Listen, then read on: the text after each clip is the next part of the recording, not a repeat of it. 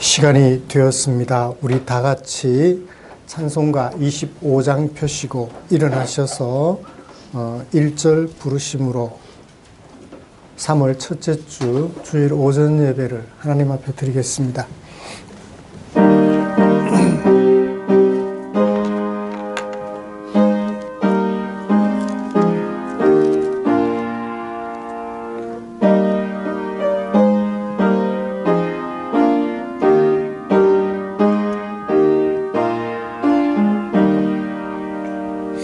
멸류관 벗어서 주 앞에 드리세.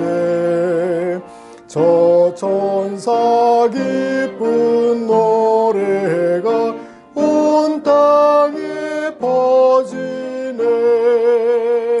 내 혼아 깨어서 주 찬양하여라. 온 백성 죄를 속하신 만왕의 왕일세. 아멘.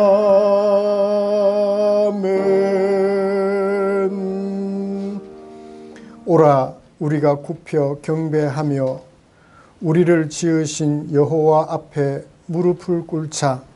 그는 우리의 하나님이시요 우리는 그가 기르시는 백성이며 그의 손이 돌보시는 양이기 때문이라. 아멘.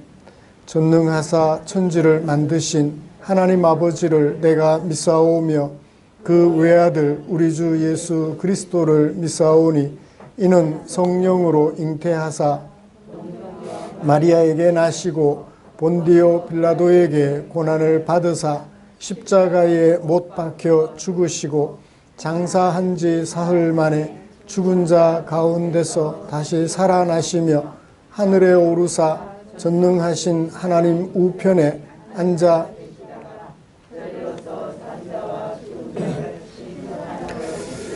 성령을 믿사오며 거룩한 공회와 성도가 서로 교통하는 것과 죄를 사하여 주시는 것과 몸이 다시 사는 것과 영원히 사는 것을 믿사옵나이다.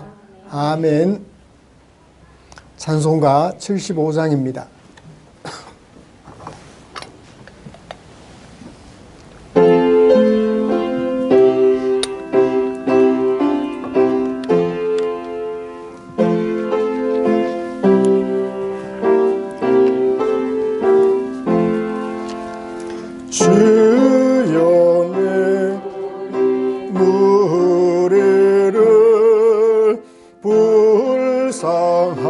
불쌍하게 여기사 그 신복을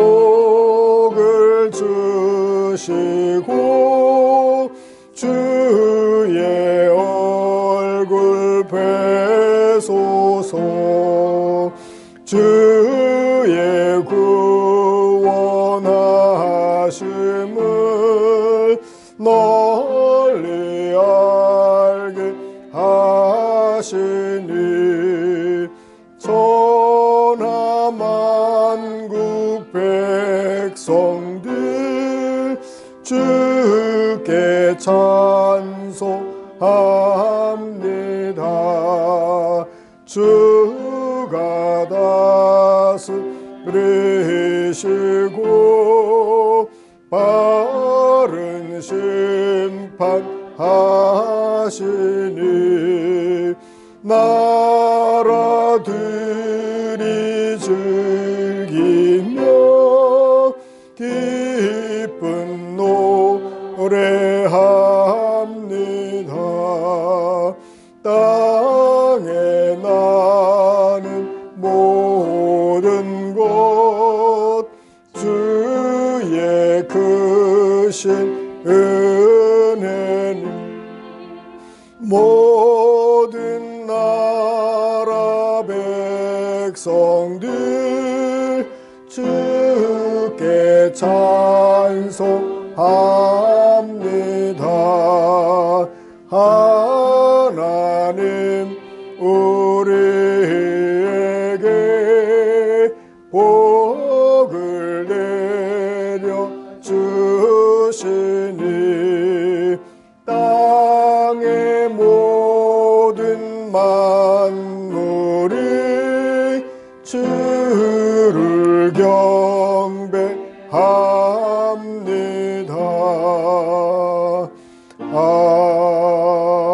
아멘.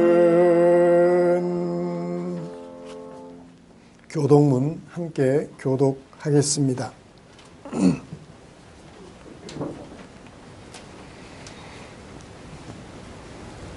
여호와여, 주의 장막에 머무를 자 누구오며 정직하게 행하며 공익을 실천하며 그의 혀로 남을 허물치 아니하고 그의 이웃에게 악을 행하지 아니하며 그의 눈은 망령된 자를 멸시하며 그의 마음에 서원한 것은 해로울지라도 변하지 아니하며 뇌물을 받고 무죄한 자를 해하지 아니하는 자이니 이런 일을 행하는 자는 영원히 흔들리지 아니하리이다. 아멘. 자리에 앉으셔서 찬송가 531장 함께 부르시겠습니다.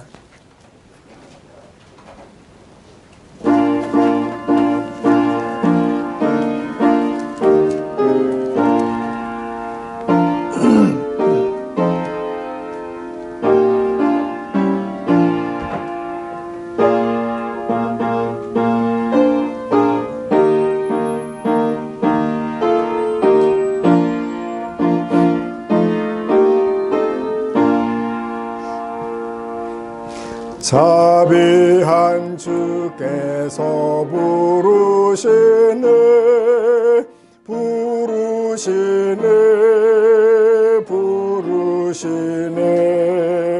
사랑의 햇빛을 왜 안 받고 점점 더 멀리 가나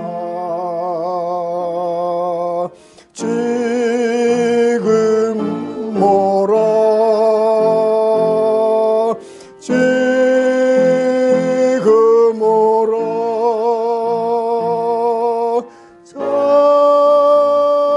자비한 주께로 지금 곧 나오라 고달파 지친 자 쉬라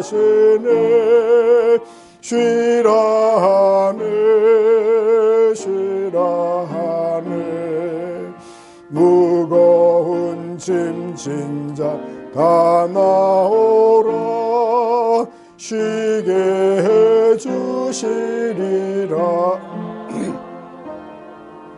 지금 오라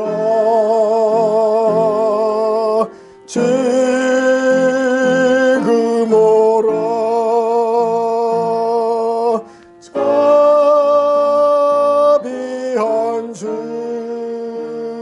주께로 지금 곧 나오라 주께서 지금도 기다리네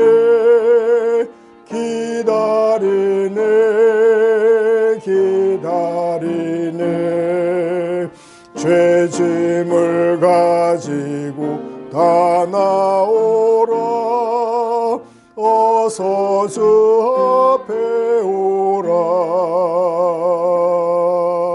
지금 오라 지금 오라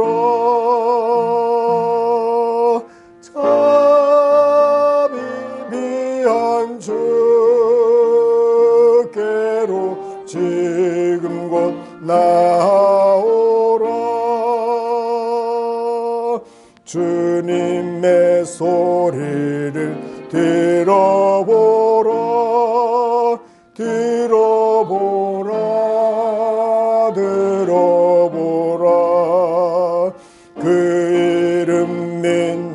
자 복 받으리.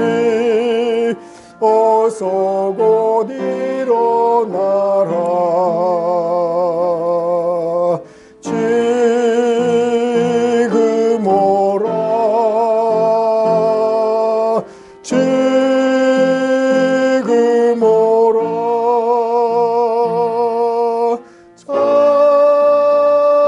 자비한 주께로 지금 곧 나오라.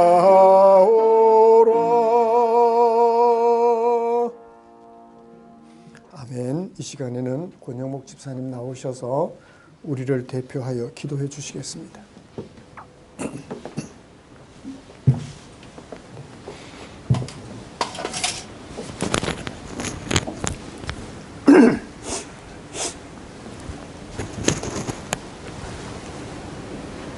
영광과 존귀와 찬양과 기도를 받으시기에 합당하신 하나님 아버지, 지난 한 주간도 저희들을 세상에 두셨다가 오늘 아침 다시금 주님전에 모여 영광을 하나님께 돌리며 그 무한한 은혜와 사랑을 다시 사모할 수 있게 하심을 다시 한번 감사와 찬양을 드리옵나이다. 아멘.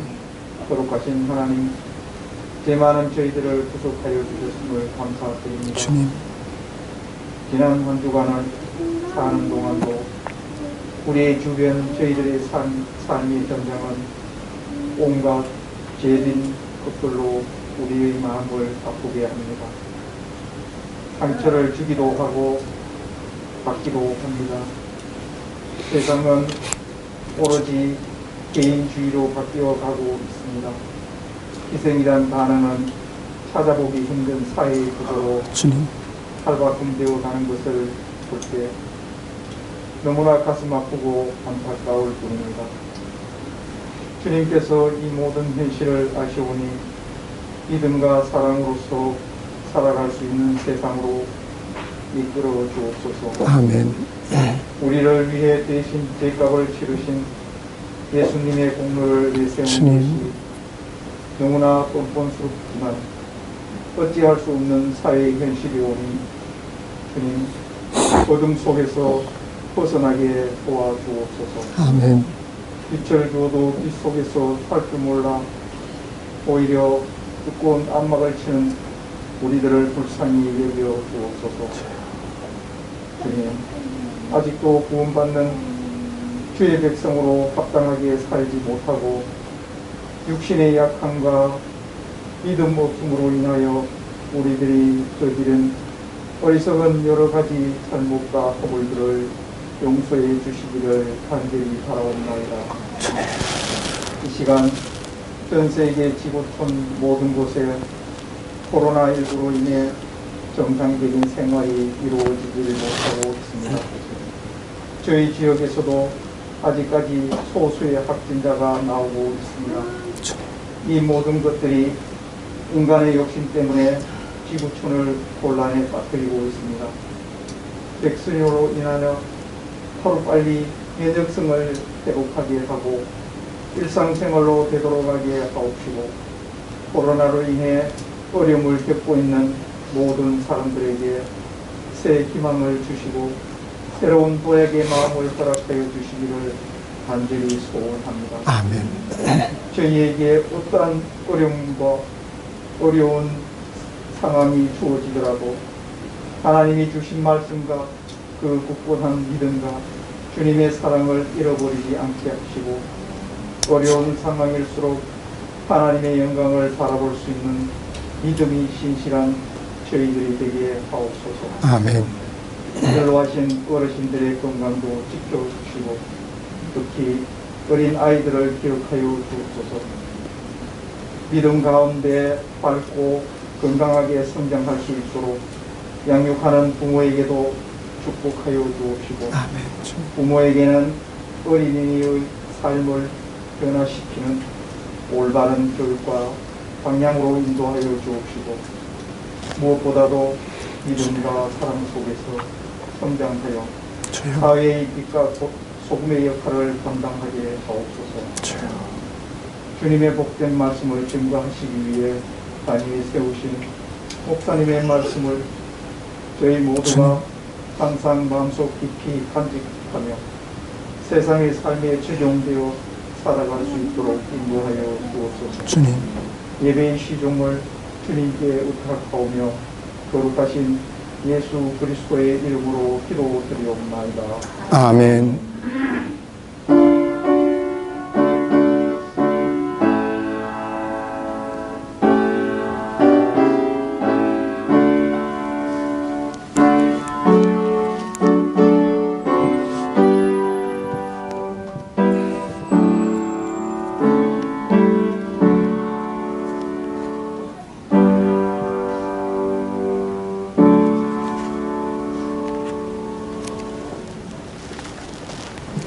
오늘 함께 묵상할 하나님의 말씀은 지난주에 이어서 출애굽기 20장 1절부터 17절까지입니다.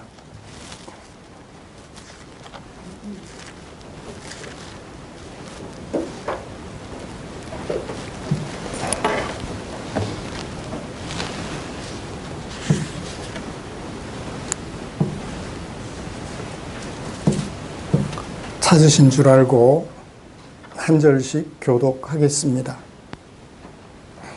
하나님이 이 모든 말씀으로 말씀하여 이르시되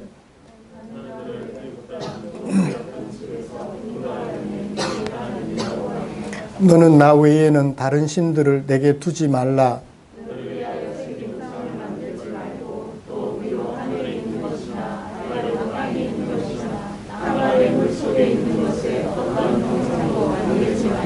그것들에게 절하지 말며 그것들을 섬기지 말라. 내 하나님 여호와는 질투하는 하나님인즉 나를 미워하는 자의 죄를 갚되 아버지로부터 아들에게로 3, 4대까지 이르게 하거니와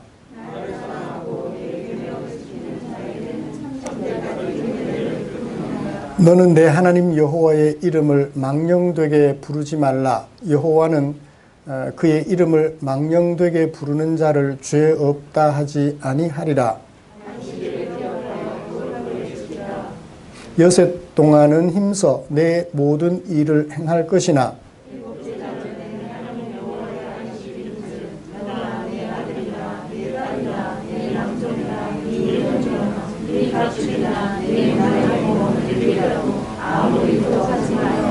이는 여섯 동안에 나 여호와가 하늘과 땅과 바다와 그 가운데 모든 것을 만들고 일곱째 날에 쉬었음이라. 그러므로 나 여호와가 안식일을 복되게 하여 그날을 거룩하게 하였느니라.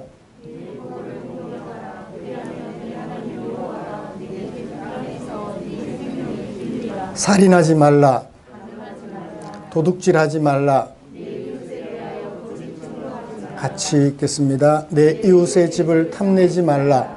내 이웃의 아내나 그의 남종이나 그의 여종이나 그의 소나 그의 낙이나 무릇 내 이웃의 소유를 탐내지 말라. 아멘. 우리 같이 찬양 하나 부르고 말씀 나누겠습니다. 기쁨으로 찬양 148번입니다.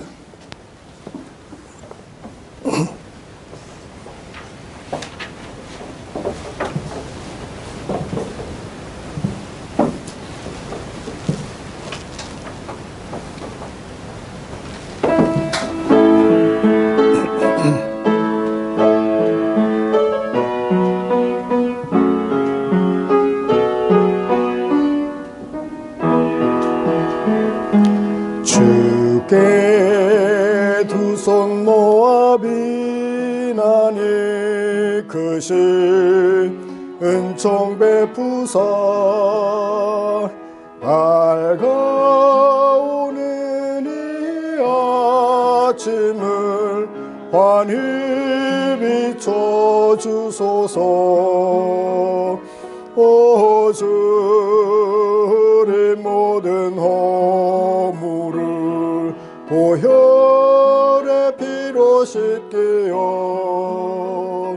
하나님 사랑 안에서 행복을 갖게 하소서. 서로 믿음 안에서 서로 소망 가운데 서로 사랑 안에서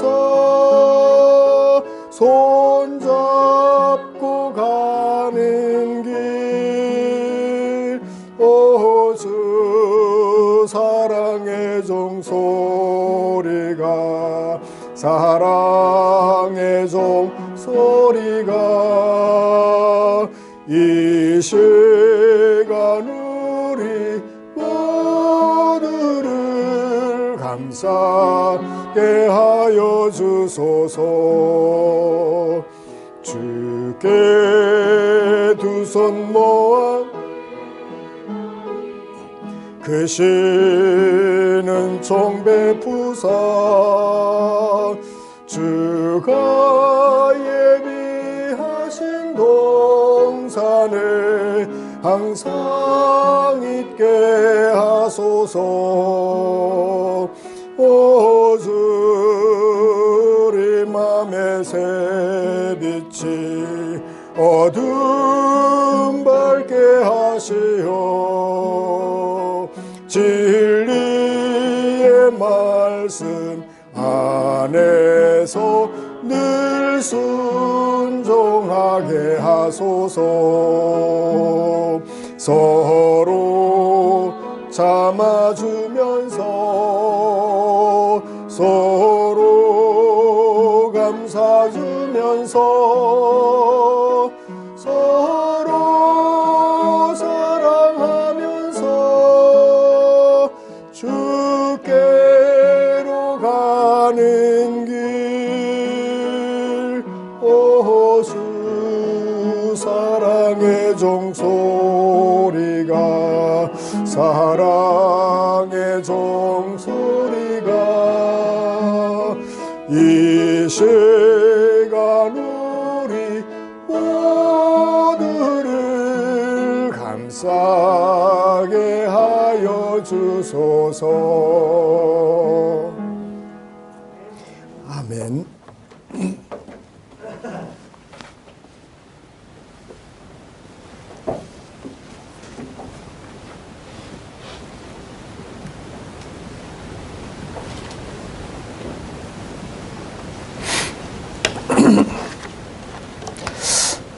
우리는 지난주에 출애굽기 20장 1절과 2절을 통해서 하나님께서 직접 밝혀주신 하나님 나라의 모습을 살펴보았었죠. 어디에서 어디로 이른 곳에서 이른 곳으로 하나님이 인도해 내셨다. 비슷한 것이면 별 의미가 없잖아요. 전혀 다른 새로운 세상. 그렇기 때문에 하나님께서 밝혀주신 하나님 나라는 아름답고 존귀하여 우리가 영원토록 소망할 만한 나라다라는 사실을 살펴보았었습니다. 어디서 인도해내셨다고요? 애굽 땅에서 어떻게 살든 종되어 살던 집에서 어디로? 그 반대로 다른 땅, 하나님이 약속하신 땅, 자유자가 되어 사는 누구 집? 하나님의 집에서 살아가는 백성으로 불러내 주셨지요. 그렇습니다. 신이 아니면서 신이라고 말하고 왕 같지 않으면서 왕이라고 자칭하며 사람들을 억압하고 차별하며 종 부리듯 부리는 세상에서 하나님만이 참 신이시며 만왕의 왕이 되시는 나라, 생명 존중이 이루어지는 나라, 차별이 없는 나라, 불평등이 없는 나라, 하나님이 사람들을 위하여 죽어주시는 사랑의 나라, 공의와 사랑이 병행하는 나라.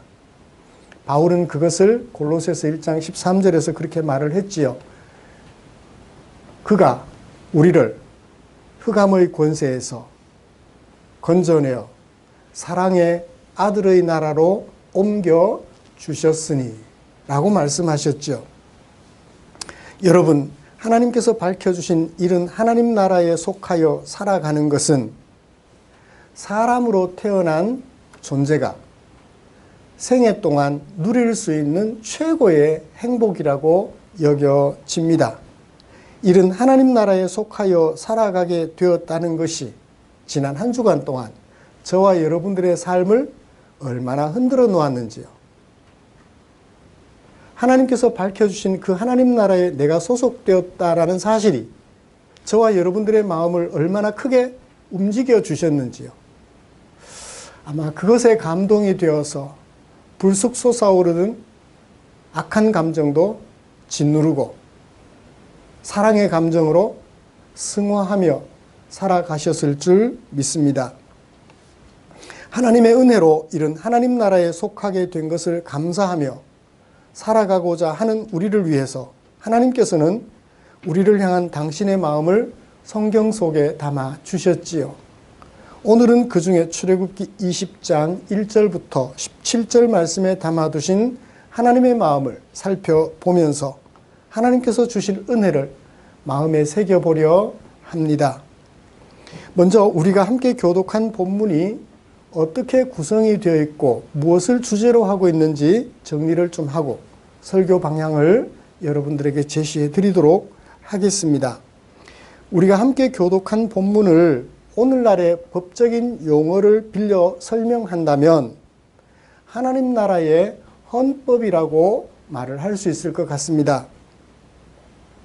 헌법은 무엇과 무엇으로 구성이 되어 있죠?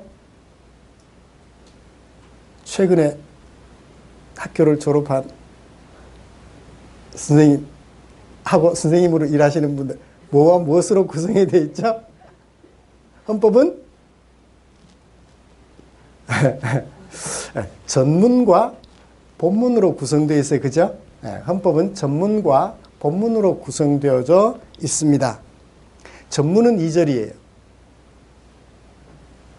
우리나라 헌법도 그렇게 구성이 되어 있어요. 전문, 거기에 우리나라의 정체를 밝혀주고, 본문은 이제 전문을 마친 다음에 항목으로 나누어서 설명하고 있죠. 하나님 나라의 헌법인 10계명은 2절의 전문이고요.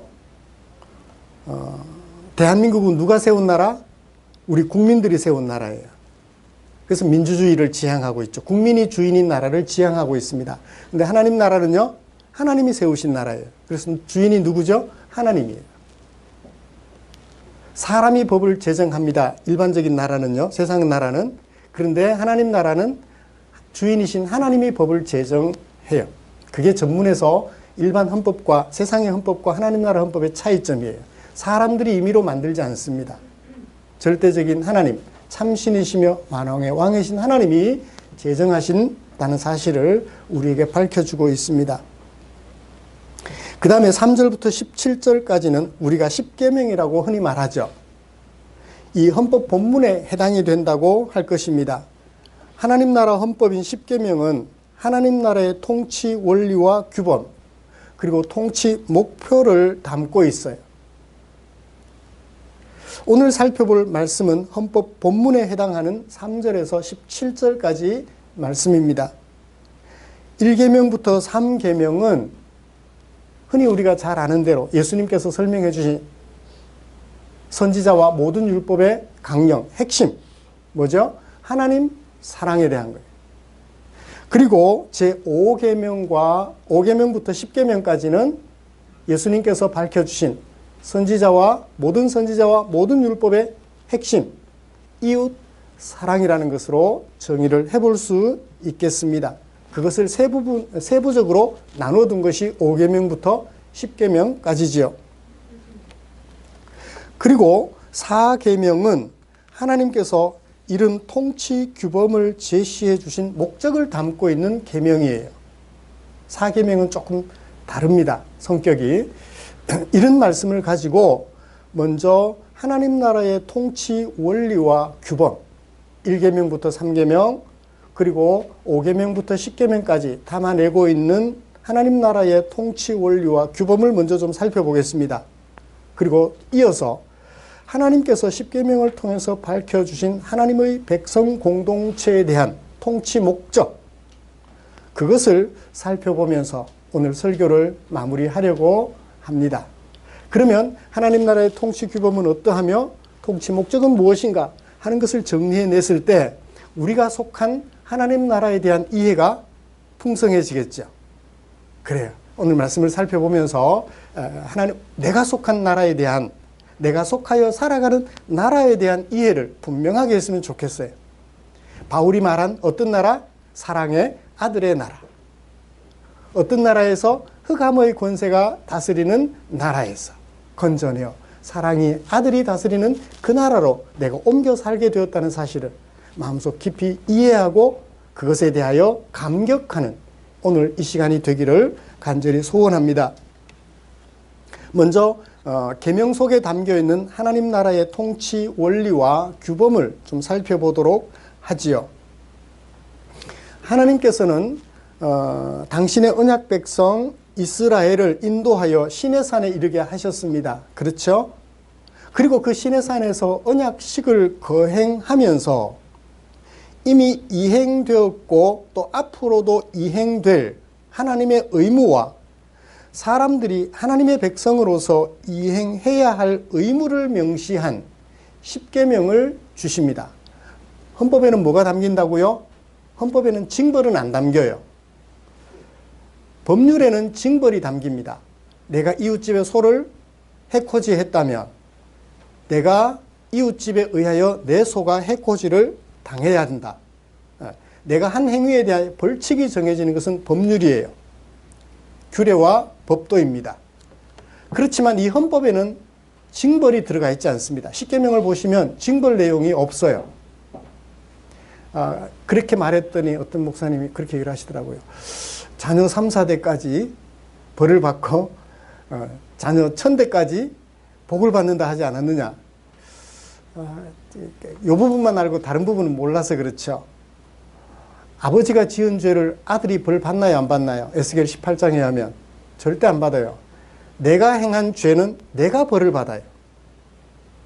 영향은 미쳐질 수 있지만 그 벌은 나만 받아요.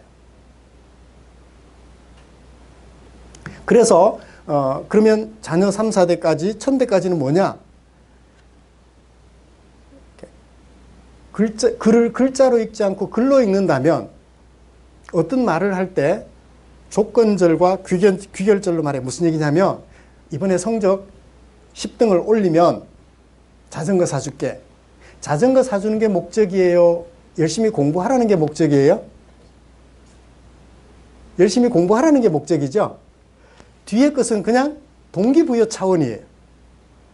동기부여 차원의 말을 핵심으로 보면 어떻게 돼요? 본질이 훼손되겠죠. 하나님을 존중하고 사랑하라는 얘기지 자녀손 1000대까지 복 받는다. 복 받으려고 하나님 섬기는 거 아니잖아요. 그죠? 그렇죠? 그래서 앞에 조건이 본문의 핵심이라는 사실을 생각해 보면 뒤에 것은 징벌은 아니에요. 자, 이제 다시 돌아왔어요. 이 십계명에는 각각의 의무만 담고 있어요. 하나님이 우리에게 의무를 이행하셨어요. 그죠? 어디에서 보여주셨나요? 2절에서 보여주셨잖아요. 이제 우리는 하나님을 위하여 의무를 감당하면 돼요.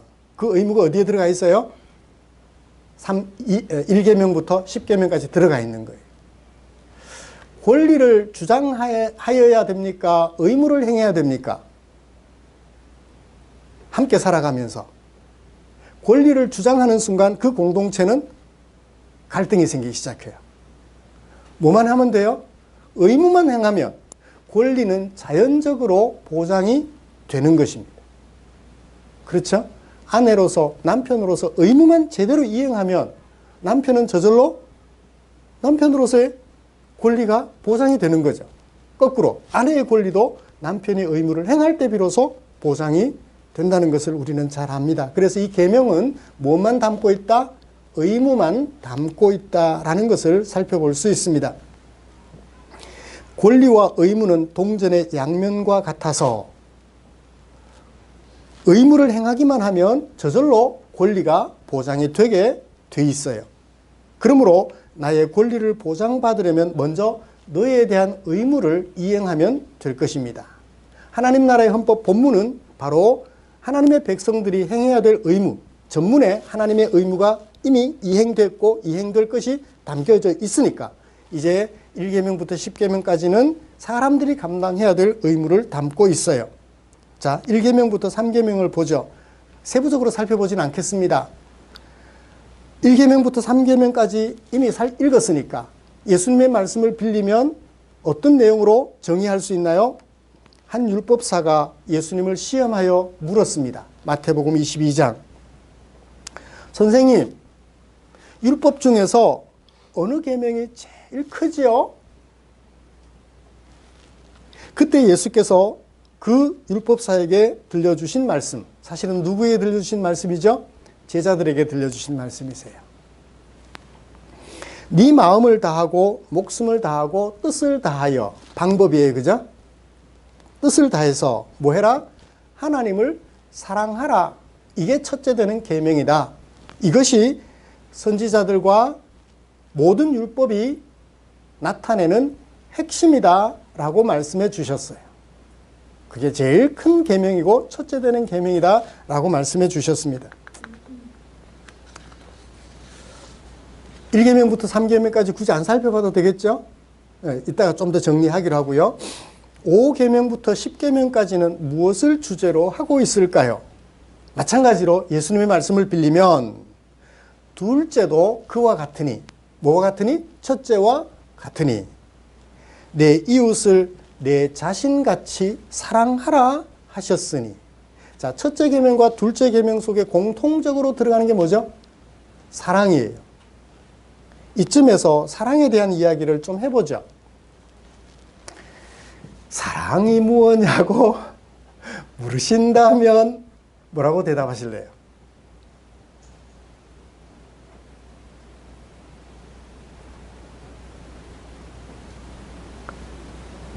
앞으로 사랑해야 될 우리 현주 선생님. 사랑이 뭐죠?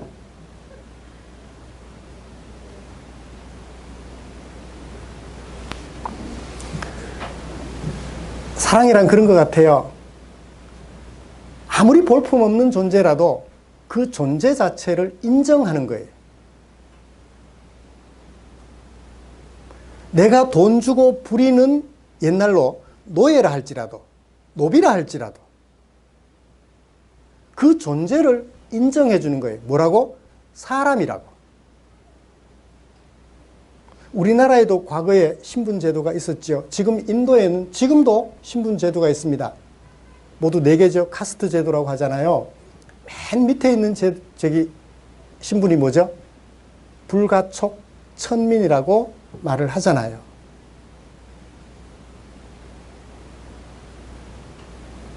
그 집안의 사람들과는 결혼도 하면 안 된다 그래요. 자기들끼리 해야 돼. 접촉만 하는 것으로도 내가 천민이 될 수 있다라고 그들의 인간적 존재를 인정하지 않는 거죠. 우리나라에도 그런 게 있었죠. 제일 낮은 천민이 뭐죠? 낮은 신분이 뭐죠? 백정이었죠. 조선시대 때. 백정이었어요. 백정이 잡아준 고기는 다 먹으면서 그들의 손이 그 고기를 잡는데 닿았던 손, 정작 그 백정은 사람으로 인정해 주지 않았던 그때를 기억해 봅니다. 사랑은 제일 먼저 인정이 필요해요. 하나님에 대한 인정, 유일하게 하나님이 존재하신다는 것에 대한 인정, 내 옆에 있는 사람이 나와 같은 사람이라는 것에 대한 인정이 필요한 것 같아요. 인정만 하면 되나요? 그림자 취급하면 안 되잖아요. 그러면 그죠? 그 다음 뭐가 필요해요? 인정 다음에는 존중이 필요해요. 존중이 필요해요. 존중하지 않으면 사랑이 안 되는 것 같아요. 존중은 하는데 돌봐주지 않아요. 그러면 뭐예요? 사랑이 아니에요. 마지막으로 무엇을 해야 돼요?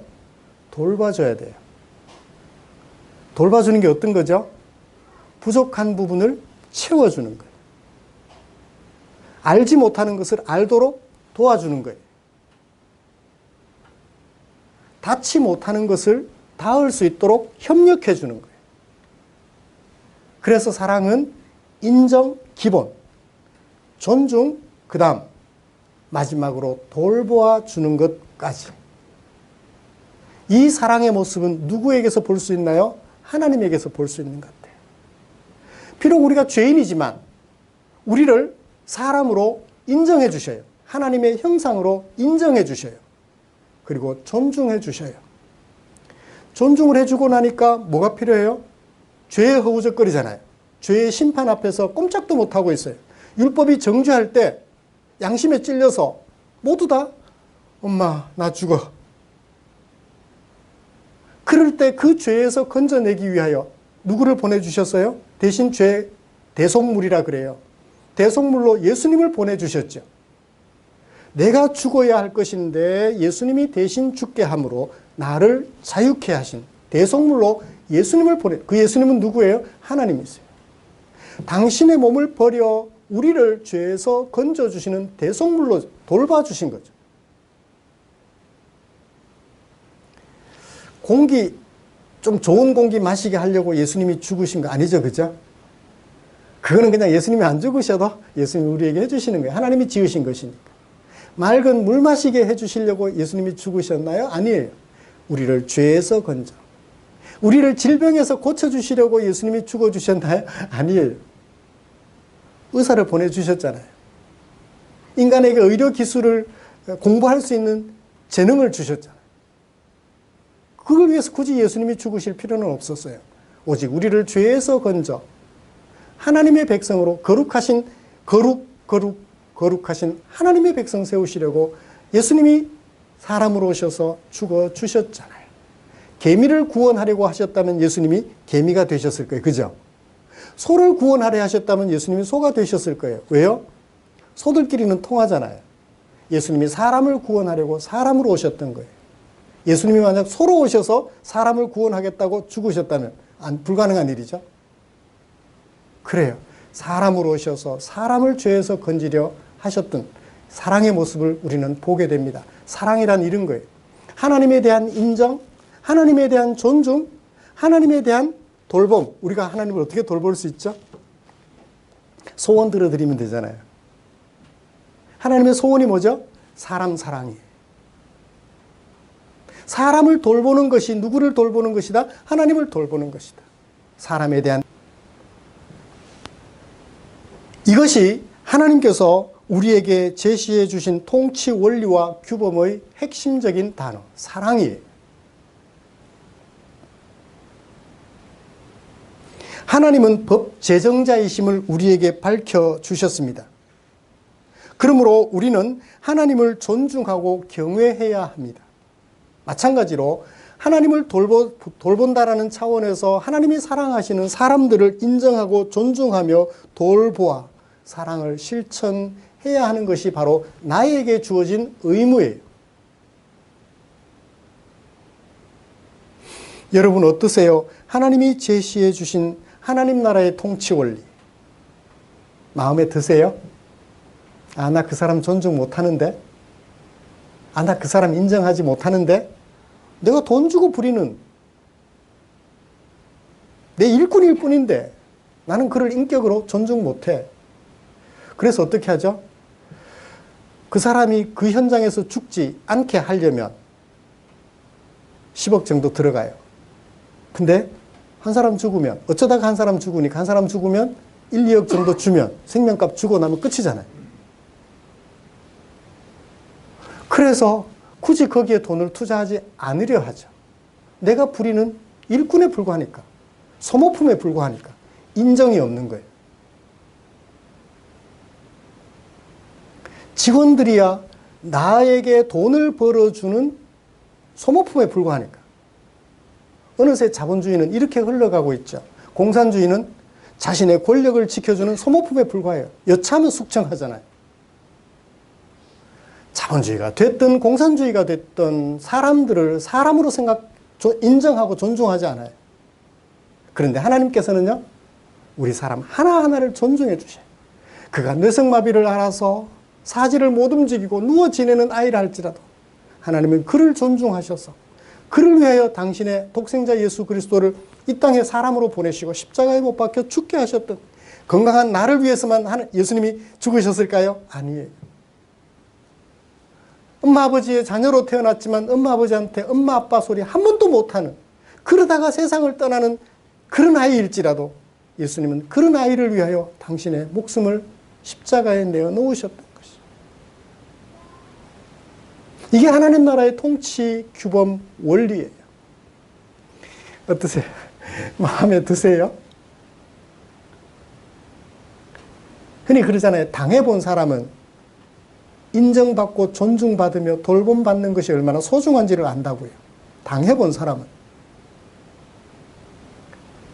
그래서 아마 강한 사람들은 하나님의 필요성에 대하여, 하나님에 대한 믿음에 대해 별로 관심이 없는 것 같아요. 부족함이 없이 살다 가니까. 그런데 어려움 중에 처해본 사람들은 이런 하나님의 돌보심 앞에 다들 감복할 수밖에 없죠. 어떠세요? 이 모세 때부터 지금까지 3,500년이 지나왔습니다. 이 하나님 나라의 규범 원리는 지금까지도 하나님의 백성들에게 존중받고 있어요. 세상에 그 어떤 헌법도 이만하지를 못해요. 세상의 헌법은 자꾸 바꾸잖아요. 이 정권이 들어서면 이렇게 바꾸고 저 정권이 들어서면 이렇게 바꿔요. 근데 하나님 나라 헌법은, 하나님이 제정해 주신 하나님 나라 헌법은 지금까지 그대로예요. 앞으로도 계속될 것 같아요? 그러면 이 하나님 나라에 속했다는 것이, 이런 규범과 원리를 가진 이 하나님 나라에 속했다는 것이 얼마나 행복한지요. 나는 행복해요.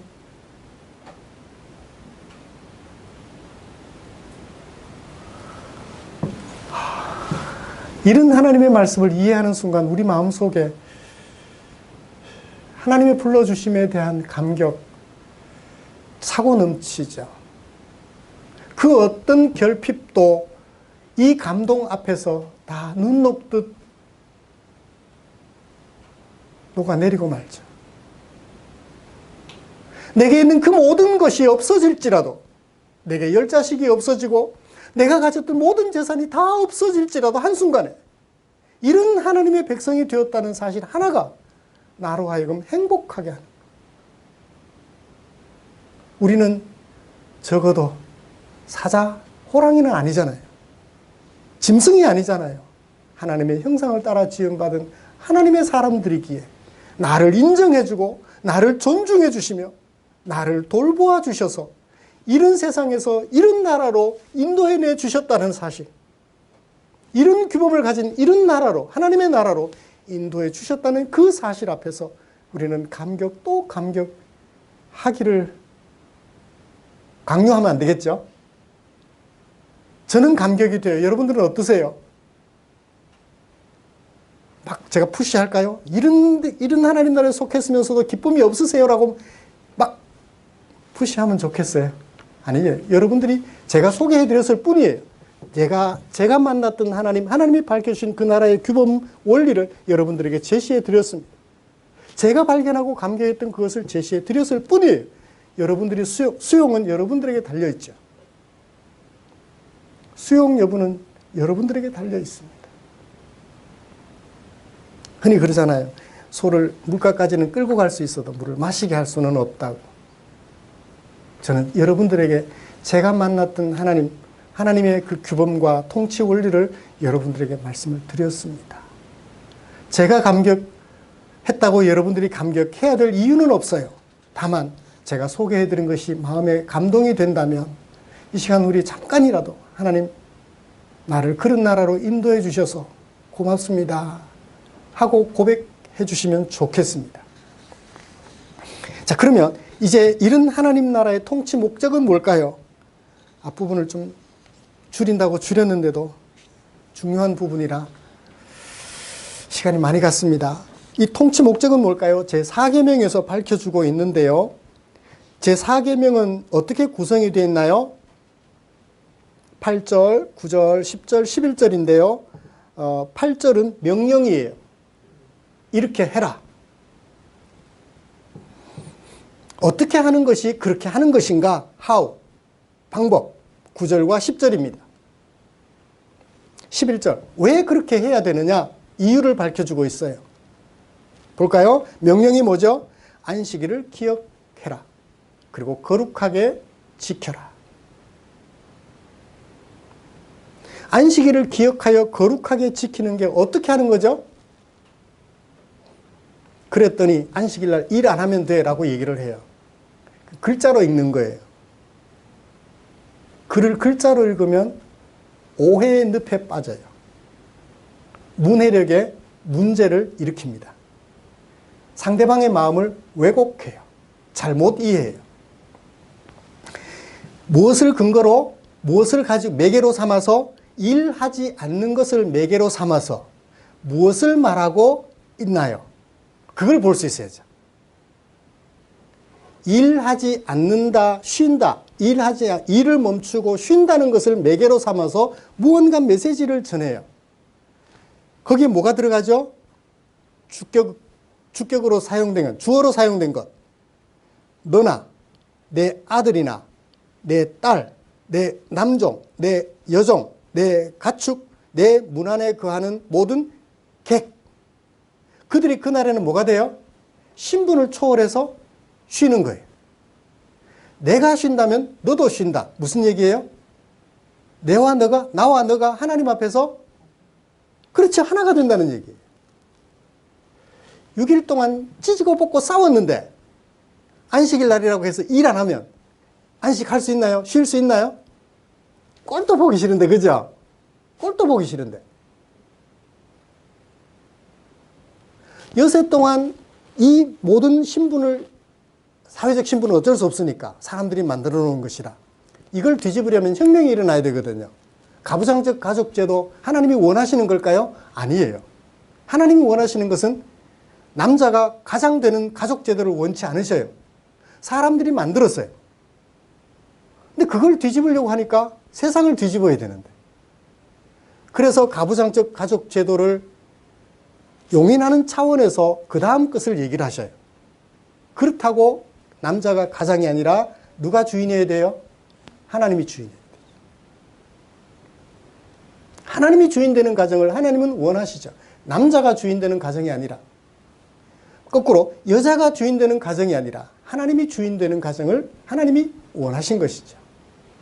성경에 남자 중심으로 가정이 이루어졌다고, 남자는 강단에 서지만 여자는 강단에 서면 안 된다, 그런 주장을,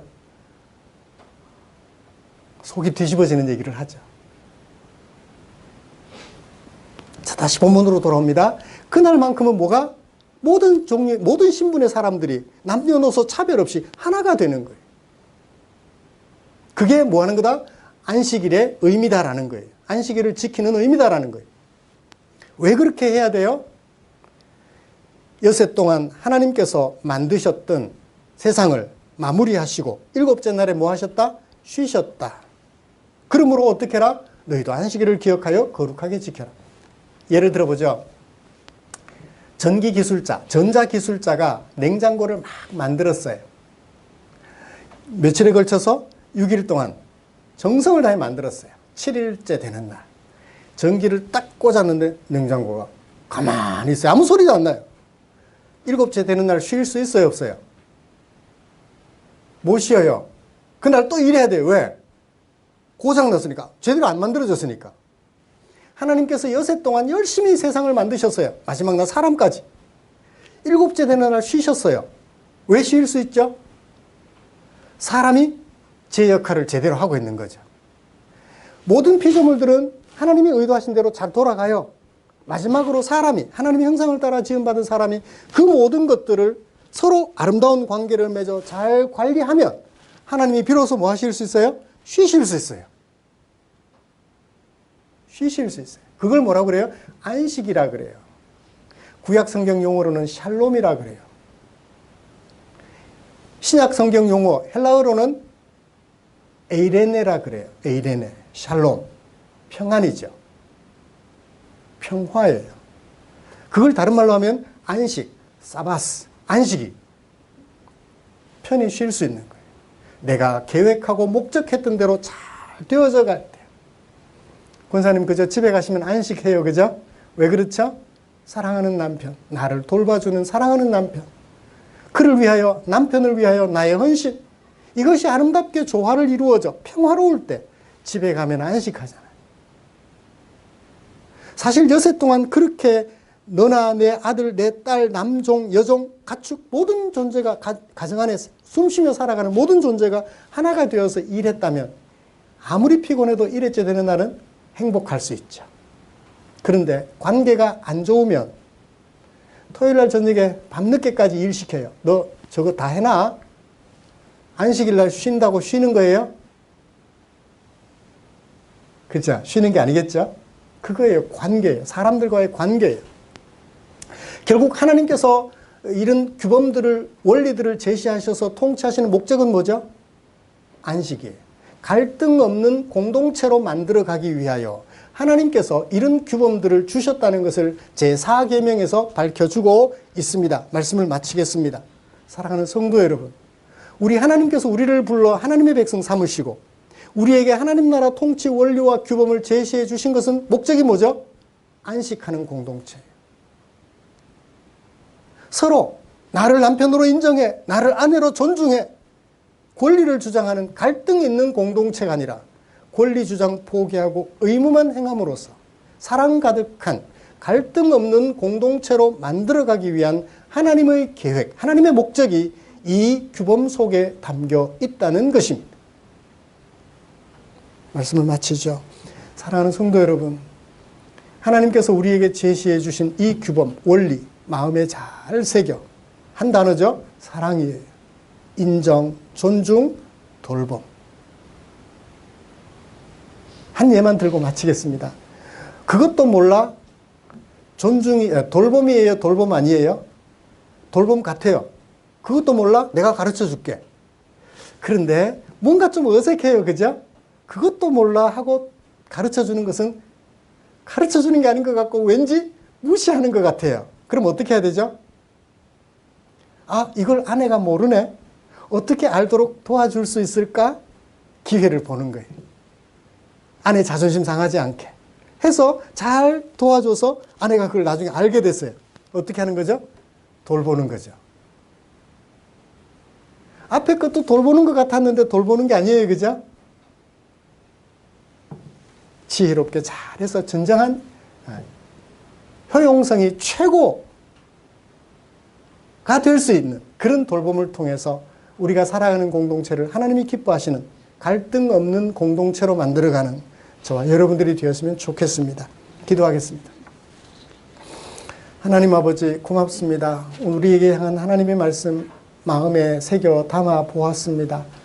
머릿속에만 넣어두지 말게 하시고 책 속에만 넣어두지 말게 하시고 내 마음속에 옮겨 담아 그것을 실천함으로 안식하는 공동체 만들어가는 우리 성도들 되도록 은혜 내려주시옵소서. 예수님의 이름으로 기도드립니다. 아멘. 찬송가 634장 부르시면서 준비한 헌금 드리겠습니다.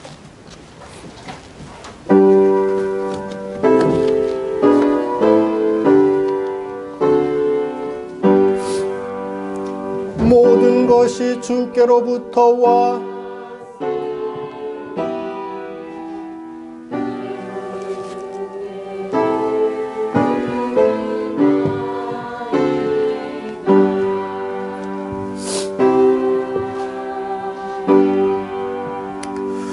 드린 헌금 위에 기도하겠습니다. 좋으신 하나님 고맙습니다. 내게 향한 당신의 사랑, 마음에 겨워 내게 사용하라고 맡겨주신 물질 가운데 얼마를 구별하고 나 아닌 너를 위하여 사용되어 너를 돌보고자 하는 마음에 헌금으로 구별하고 교회에 드린 사랑하는 성도들의 그 마음 여기 있습니다. 주께서 이 헌금을 흠량하시고 당신의 사랑 속에 잠겨 살아가기를 원하는 우리 성도님들을 당신의 품에 꼭 안으시고 등을 토닥여 주시옵소서. 험한 세월 살아가는 동안 하나님의 손길이 나에게서 떠나지 않고 있음을 하나님이 나의 기도에 응답하여 주심으로 나와 늘 가까이 있다는 사실을 체험하는 우리 성도들 되게 은혜를 내려 주시옵소서. 또 주님께 기도드립니다. 드린 물질 축사해 주시옵소서. 주께서 축사하시면 이것을 통하여 광야에 있어 굶주린 지체들, 삶의 무게에 짓눌려 지쳐 쓰러진 지체들 일으켜 세우고 남음이 있을 줄 믿사오니 주님 축사해 주시옵소서. 우리를 사랑해 주신 주께 감사드리며 예수님의 이름으로 기도드립니다. 아멘.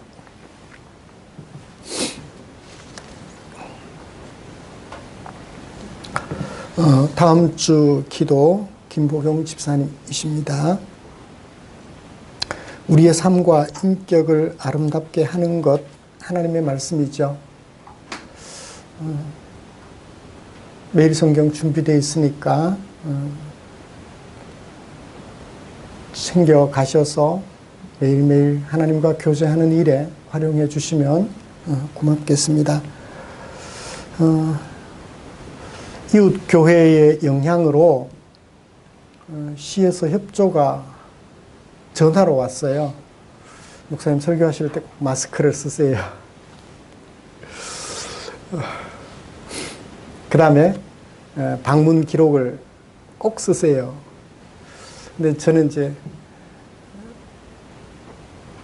계속 음성 확인을 했으니까 그래서 마스크를 좀 안 쓰고 있는데 우리 성도님께서 원하시면 마스크를 쓰고 설교하도록 하겠습니다. 그렇지만 크게 개의치 않으신다면 의사 전달을 잘 할 수 있게 하기 위해서 마스크를 사용하지 않도록 할 것이고요. 그 다음에 방명록도 우리 다 알잖아요. 숫자가 얼마 안 돼서 잘 아니까 지난주에 누가 얼마나 왔는데요. 금방 시에다 보고할 수 있으니까 그래서 제가 따로 기록은 하지 않고 있습니다. 숫자가 많아서 긴가민가 하면 당연히 기록해야 될 건데 이미 우리가 잘 아니까 기록을 하지 않고 있습니다. 혹여 그런 부분에 오해가 없었으면 좋겠다 싶은 마음입니다. 우리 교회는 왜 방명록 기록 안 하지? 오해가 없으시면 만약 그럼에도 불구하고 했으면 좋겠다라고 하시면 제가 하도록 준비하도록 하겠습니다. 곁에 계신 분들과 인사 나누시죠.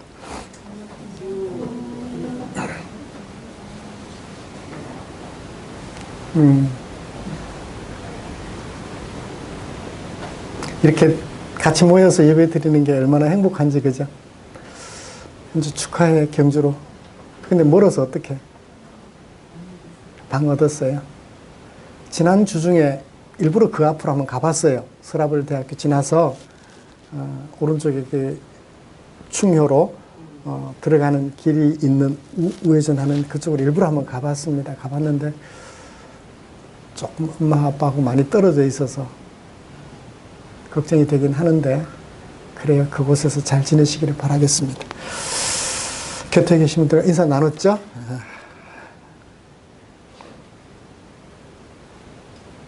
찬송가 57장 부르고 일어나셔서 57장 부르고 축도함으로 예배를 마치겠습니다.